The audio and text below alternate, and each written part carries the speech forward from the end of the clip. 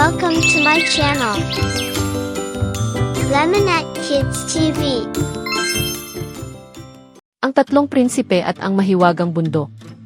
Sa isang malayong kaharian, may tatlong prinsipe na kilala sa kanilang tapang at talino.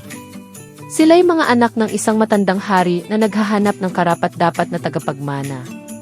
Ipinatawag ng hari ang kanyang tatlong anak at sinabi, "Sino man sa inyo ang makakakuha ng mahiwagang bato mula sa tuktok ng bundok ngipin ay magiging susunod na hari." Agad na naglakbay ang tatlong prinsipe patungo sa mahiwagang bundok. Sa kanilang paglalakbay, bawat isa ay nakaharap ng iba't ibang pagsubok. Ang unang prinsipe ay sinalubong ng malalaking halimaw, ngunit gamit ang kanyang lakas at espada, natalo niya ang mga ito. Ang ikalawang prinsipe ay nakipagtunggali sa isang higanting ahas na binabantayan ang isang tulay. Sa kanyang galing sa pakikipaglaban, nagtagumpay siyang tawirin ang tulay.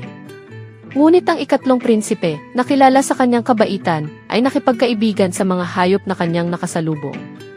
Nang siya'y umakyat sa tuktok ng bundok, hindi niya kinailangang labanan ang mga nilalang na nagbabantay ng mahiwagang bato. Sa halip, sila mismo ang nagbigay sa kanya ng bato bilang tanda ng kanilang pagtitiwala at pagmamahal. Sa huli, ang ikatlong prinsipe ang naging hari sapagkat siya'y pinili hindi dahil sa kanyang lakas o talino, kundi sa kanyang kabaitan at pag-unawa sa mga nilalang ng kaharian. Aral ng kwento. Ang tunay na lider ay hindi lamang malakas at matalino, kundi may puso para sa kapakanan ng lahat. Ang kabaitan ay mas mahalaga kaysa sa anumang lakas o talino.